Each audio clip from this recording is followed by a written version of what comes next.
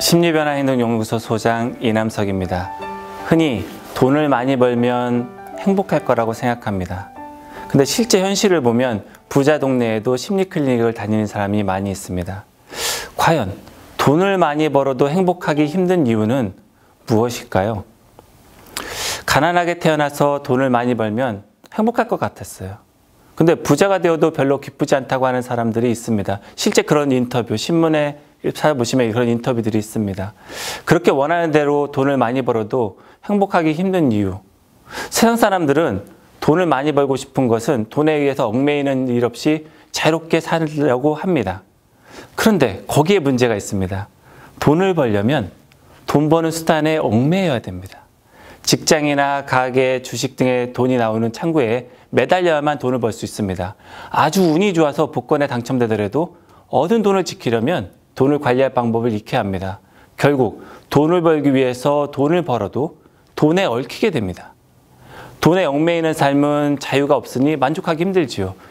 먼저 생각했을 때 난 돈을 벌면 그냥 마음껏 자유롭게 살 거야가 아니라 오히려 돈에 얽매이는 삶을 살게 돼 있는 겁니다.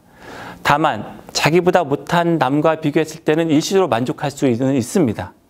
진정한 행복을 느끼기는 그렇지만 힘듭니다.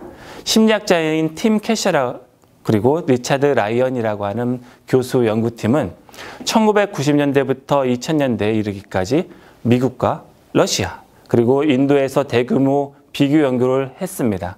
이 연구 결과에 따르면 돈, 명예, 외모 등 흔히 외형적인 성공이라고 불리는 요소를 중시하는 사람들의 삶의 만족도는 그리 크지 않은 것으로 나타났습니다. 정말로 행복한 사람은 어떤 사람들이었을까요? 연구 결과 주변의 사람들과 좋은 대인관계나 자신의 재능을 개발하는 사람, 그리고 사회활동을 중시하는 사람들이 삶의 만족도가 더 높았습니다. 사회심리학자인 도널드 캠벨은 쾌락의 쳇바퀴로 이 현상을 설명합니다. 자, 인간은 힘들게 연자방아처럼 방아를 돌리듯이 노력을 하면 새로운 상태를 만들어낼 수 있습니다. 그런데 그 변화를 계속 만들다 보면 바로 자신이 원하는 상태에 도달하는 경우도 많습니다. 그런데 사람은 결코 그 순간에 지속적으로 만족해야지 못합니다. 새로운 상태에 곧 익숙해지기 때문이죠. 적응의 동물이니까요. 이사를 가서도 처음에는 낯설지만 곧 익숙해집니다. 전학을 가도 마찬가지입니다. 새로운 사람을 만나도 마찬가지입니다. 새로운 것은 처음에는 낯설다가 좀 지나면 일상적으로 바뀝니다. 마치 쳇바퀴를 돌리듯이.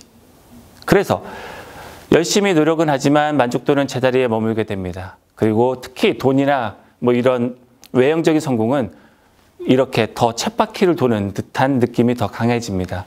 외형적인 성공은 자아실현과 같은 내면의 성장과는 다르고요. 비교 대상이 겉으로 보입니다. 월급을 받으면 나보다 돈을 더 많이 번 사람들의 금액이 보이고요. 성형수술을 하면 나보다 더 예쁜 사람이 보입니다. 명성을 얻게 되면 어떤 모임에 나가면 나보다 더 유명한 사람을 쉽게 확인할 수 있습니다. 그래서 그들보다 더 나아지겠다는 야망을 또 키우게 됩니다. 만족을 모르는 거죠. 계속 쳇바퀴를 돌게 됩니다. 분명히 노력했는데 다시 왠지 자기만 제자리일 것 같은 그런 상황에서 야망의 노예가 됩니다. 야망은 본질적으로 채워짐이 아니라 부족함을 느끼는 것에서 나옵니다. 그만큼 만족할 수가 없습니다. 어떠한 것을 이루면 곧바로 다음 목표를 향해서 달려가야만 직성이 풀립니다. 그래서 세상 사람들은 차분히 주변을 돌아보며 심사숙고를 대신 폭주기관차처럼 질주하는 삶을 살게 되는 겁니다. 그러다가 남과 비교하는 것을 멈추고 내면의 목소리에 귀를 기울이게 되면 내가 뭐 했지? 이런 식으로 허무한 느낌을 들기도 합니다.